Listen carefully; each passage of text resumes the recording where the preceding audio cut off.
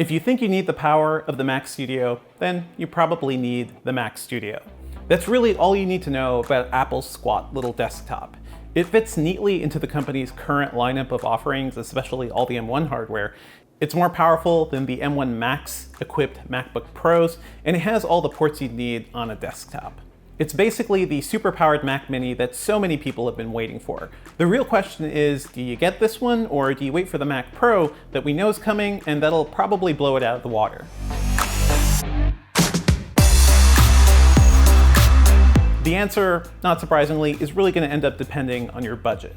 The Mac Studio starts at $1999 with the M1 Max chip, and it goes all the way up to $3,999 if you want to go full beast mode with the M1 Ultra chip. And while those prices may seem pretty high, they're pretty much in line with other PC workstations that we've seen that are really meant for 4K and 8K video editing.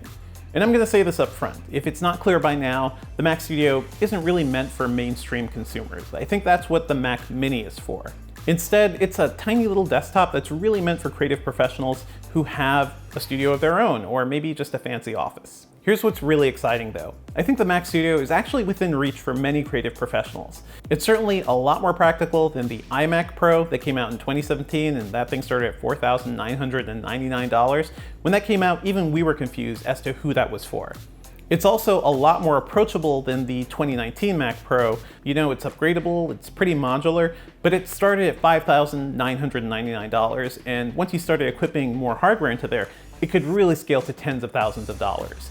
That machine was so far removed from consumers that Apple never even sold it in its retail stores. The Mac Studio has some benefits that are obvious even before you turn it on. It doesn't really take up much desk or floor space. It's easy to move around. The M1 Max model weighs 5.9 pounds. The M1 Ultra weighs 7.9 pounds because it has a much heavier cooler. And you know, it just looks really nice. I think the Mac Studio is really something that deserves a prominent place on your desk. And also, you definitely want it on your desk to get easy access to all of its ports. So many ports! Up front, there are 2 Thunderbolt 4 USB-C connections and an easily accessible microSD card slot. On the rear, they're joined with 4 more Thunderbolt 4 USB-C sockets, 2 USB Type-A connections, a 10 gigabit Ethernet port, HDMI, and a headphone jack. Honestly, I was shocked that Apple even remembered USB Type-A exists, but I'm sure plenty of customers will be pleased to know that they can still use their old gear. I think my only quibble here is the rear headphone jacks. A lot of people I know love to plug their headphones in and out, and that's just tough to do when it's on the back. And also, it doesn't help that the port is right next to the power button, so you could easily be trying to plug in headphones and shut your system down. I know several video editors who will be really annoyed at just this particular issue. Apple sent along 2 Mac Studio models for testing, one with an M1 Max chip and 64 gigabytes of RAM, and the other with an M1 Ultra chip and 128 gigabytes of RAM. And I can say for certain there has never been this much RAM on my desk at once. The M1 Max is pretty much the same chip that was featured on the new MacBook Pros. It has 10 CPU cores that's made up of 8 performance cores and 2 efficiency cores, a 24-core GPU, and a 16-core neural engine for AI processing. The M1 Ultra, in all practical respects, is basically 2 M1 Max chips fused together with Apple's Ultra Fusion technology, and that's a die-to-die interconnect thing that just helps information flow between the chips. And that means you can really just double those stats. It has a 20-core CPU, a 48-core GPU, and a 32-core neural engine. The M1 Ultra can also be equipped with up to 128 gigabytes of unified RAM with an 800 gigabyte per second memory bandwidth. And again, that's double what's possible on the M1 Max. Now, while Apple's custom processors were pretty miraculous on laptops, they delivered more speed and efficiency than we've ever seen on an x86 processor. Desktops are a lot tougher though. AMD has been able to cram 64 cores into the Ryzen Threadripper 3990X, and that's a monstrously powerful chip with a power-hungry 280 watt TDP or thermal design profile. But then again, that chip can cost well over $8,000. I think Apple's more direct competition is something like the 16-core Ryzen 9 5950X. The M1 Ultra-powered Mac Studio achieved the highest Geekbench 5 and Cinebench R23 multi-threaded scores we've ever seen, all without spinning up the fans or working up a sweat. The M1 Max model, meanwhile, scored the same as the Max-powered 16-inch MacBook Pro and well above other 10-core systems. Intel's 14-core and 16-core 12th-gen chips scored slightly higher than the M1 Max in multi-threaded performance, but the Ultra trumps them completely. Now, I'm not a professional video editor and I don't work with, large 3D files very often, so I had to rely on a few Apple provided projects to get a sense of real-world testing of this system. And that includes an 8K video edit in Final Cut Pro and a 54 million voxel CT scan in Horus Mobile. I was able to export an 8K version of that 34-second video in 23 seconds on both systems, though the M1 Max model took about 0.2 seconds longer. There was a slightly bigger difference when exporting to 4K. The M1 Ultra Max Studio took 23.5 seconds, while the M1 Max took an additional 2 seconds. Now, those time differences may not seem huge, but when you're working with feature-length projects or big workloads, they could really add up. Both systems also let me rotate and explore that massive Horus Mobile CT scan without any major slowdowns.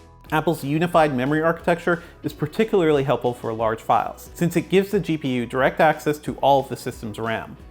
PC video cards, meanwhile, are limited by their onboard memory. NVIDIA's flagship RTX 3090 has 24 gigabytes of VRAM, but our Mac Studios could give Horus Mobile access to, a big chunk of that 64 gigabytes of RAM or 120 gigabytes of RAM if they needed to.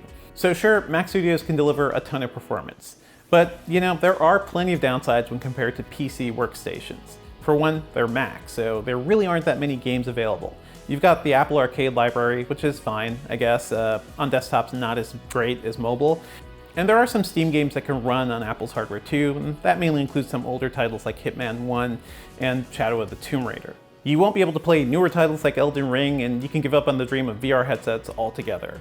Apple's M1 chips are based on a mobile ARM architecture, so you can't even install Windows like you could on Intel-based Macs. That's a big bummer.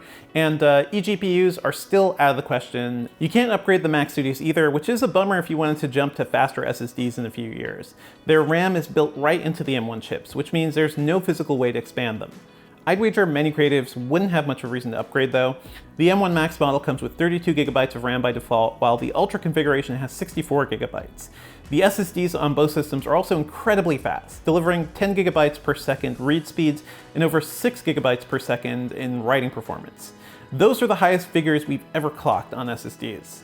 I tested the Mac Studios and Apple's new Studio display, and it's a really nice looking monitor. It starts at $50.99. It's a beautiful 27-inch screen. I appreciated the HDR and the color accuracy there, and the built-in camera is nice. The speakers are great. I think it may be a little overpriced for a screen that size, and a lot of people may also want bigger screens. I have to say, I'm still not a huge fan of Apple's accessories, even though I've been using a lot of these things for years. The Magic Keyboard really could use a lot more key travel, although it's pretty decent to type on. My big issue is the Magic Mouse. You still have to charge it from the bottom, which is ridiculous. I'd recommend anybody doing really serious work, especially with timelines, just use a better mouse from a PC company.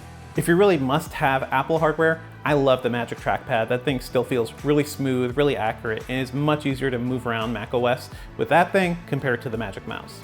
So really, it comes down to this. If you want a powerful Mac and you're fine with not having many upgrade options, then the Mac Studio is going to serve you well for many, many years. But if you're concerned you may outgrow it soon, there are also plenty of PC workstations to choose from. I just reviewed Intel's Nook 12 Mini, and that thing, has a 12th gen processor. You can upgrade the RAM, upgrade the SSD, even actually fit in a full-size GPU if you want it. So that's a DIY kit, so it requires a bit of work, but you'll be able to buy pre-built systems from resellers eventually. There are also plenty of small form factor systems from companies like Origin that can also give you a nice little powerful box that'll sit right on your desk, give you a lot of graphics performance, and I think be really useful, especially if you want a game. As I mentioned up top, Apple's upcoming Mac Pro, which they keep teasing, could be another option, but that will really depend on your budget. And they joined the rest of our incredible Mac lineup with Apple Silicon, making our transition nearly complete with just one more product to go, Mac Pro. But that is for another day. Unlike the iMac Pro, it's pretty obvious who the Mac Studio is actually for. People who demand power, a lot of ports, and reasonably priced professional hardware. It's taken a long while, but Apple finally has a sub $5,000 workstation that can go toe-to-toe with some of the best PCs out there. Stay tuned to Engadget.com for more PC reviews and more thoughts on what the Mac Studio and Mac Pro will eventually be. If you dug this video, please be sure to like and subscribe.